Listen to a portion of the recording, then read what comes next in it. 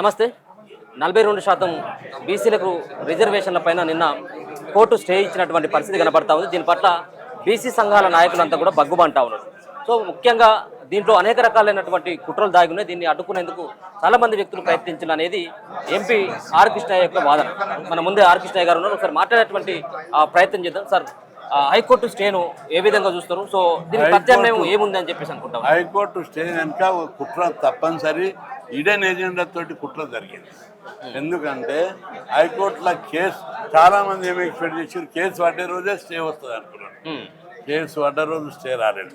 సుప్రీంకోర్టులో అనుకున్నాం, సుప్రీంకోర్టు కూడా రిజెక్ట్ చేసి ఆ రోజు ఇంప్లీడ్ అయిన అందరూ ఆ రోజు స్టేట్ వస్తుంది అనుకున్నాడు. ఓ రోజు ఫుల్ డే ఆర్గ్యుమెంట్స్ అయినాయి. ఆ రోజు కోర్టు రిజెక్ట్ స్టే అడిగితే ఇవ్వమని చెప్పారు వాళ్ళు. మేము స్టే ఇవ్వమని స్పష్టంగా చెప్పారు. మరి సడన్ గా నిన్న ఎలాంటి అవకాశాలు లేవు. ఎన్నికల నోటిఫికేషన్ పడ్డది, ఎన్నికల షెడ్యూల్ పడ్డది, నోటిఫికేషన్ పడ్డది. ఇంకా 30 మంది బీసీ సంఘాల వాదన వినలేదు.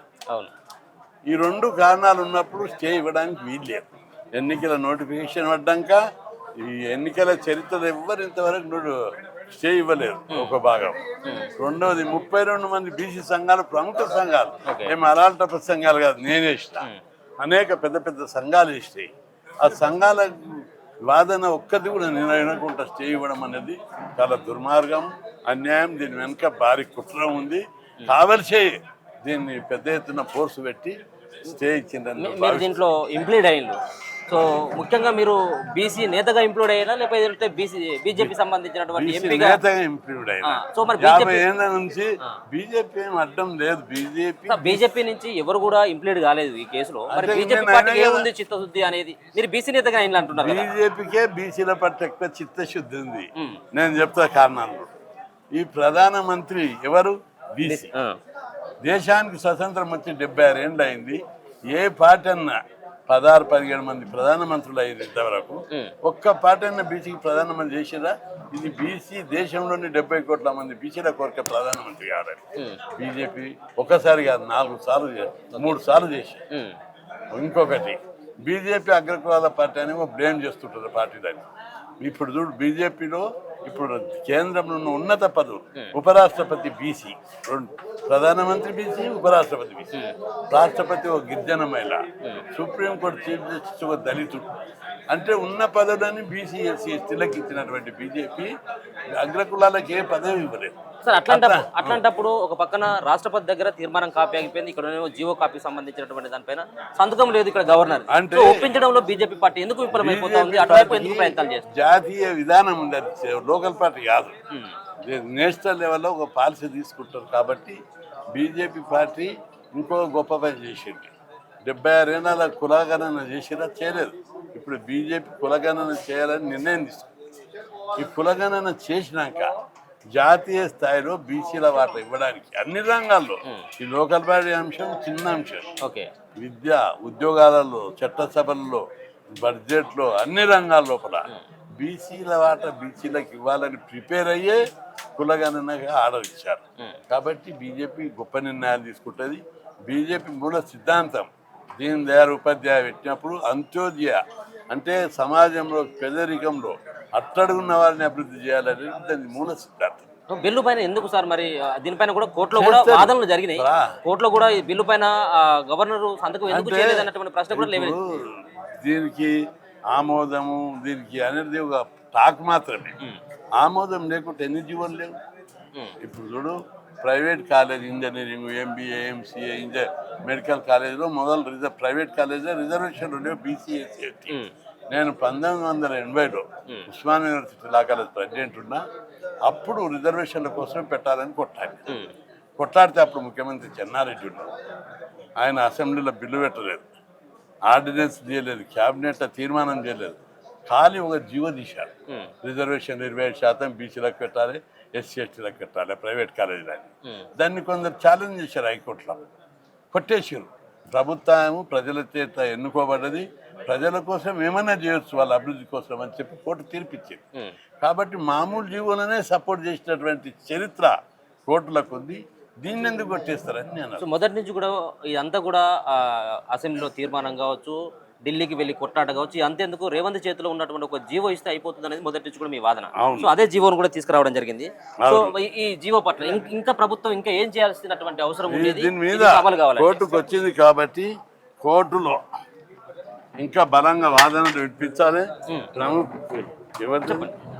ప్రముఖులైనటువంటి అడ్వకేట్ అని పెట్టాలని సో ఒకసారి ప్రజా ఉద్యమం వస్తుంది, ప్రముఖులైన అడ్వకేట్ అని పెట్టి ఒక ఊపాలి అనేది నాకు డిమాండ్. సో పార్టీ తరఫున ఇంకేమైనా కార్యక్రమాలు చేసేటువంటి అవకాశం ఉంటుందా? ధర్నాలు కావచ్చు, అన్ని పార్టీలు మద్దతు ఇవ్వాలని కోరుకుంటున్నాను. సో బీజేపీ పార్టీ ఏ విధంగా ఉండబోతుంది? బీజేపీ పార్టీ రామచంద్రరావు సపోర్ట్ ఇచ్చాడు, కిషన్ రెడ్డి సపోర్ట్ ఇచ్చాడు, అసెంబ్లీలో ఆ పార్టీ ఎమ్మెల్యేలు అందరూ మద్దతు ఇచ్చారు.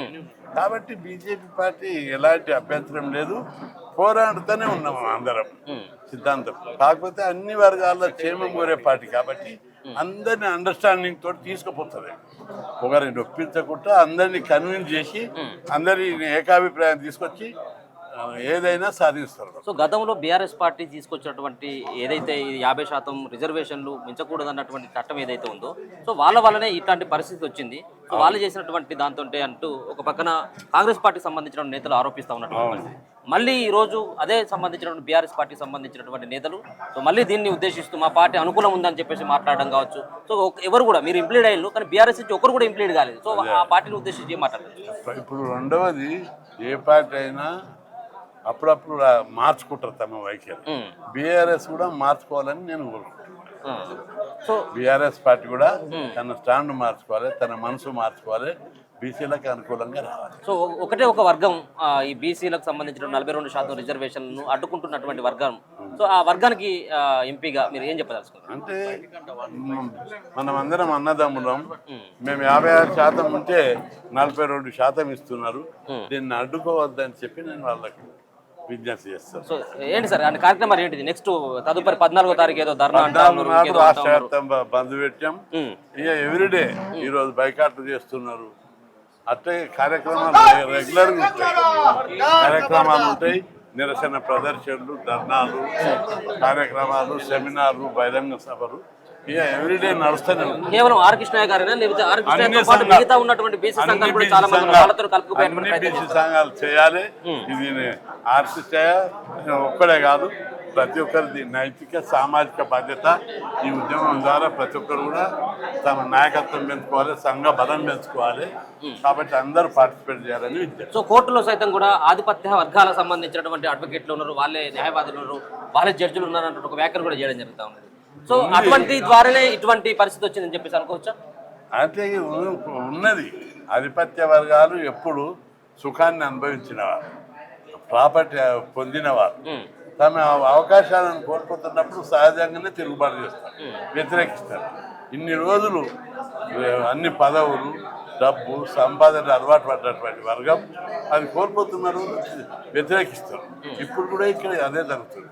అధికారం అనుభవించారు, పదవులు అనుభవించారు, ఆస్తి సంపద అనుభవించారు. ఈరోజు మా వాటా ఇవ్వమంటే సహజంగా అన్నదమ్ములే కొట్లాడతారు, వాళ్ళు కూడా కొట్లాడతారు. సో ఒక పక్కన రానున్నటువంటి ఎన్నికల్లో పార్టీ పరంగా మేము టికెట్లు ఇచ్చి ఎన్నికలకు మాకు భిక్షం వద్దు, మాకు అది వాటా కావాలి, హక్కు కావాలని చెప్పి డిమాండ్ చేస్తున్నాం. ఎట్టి పరిస్థితుల్లో ఒప్పుకునేది లేదు.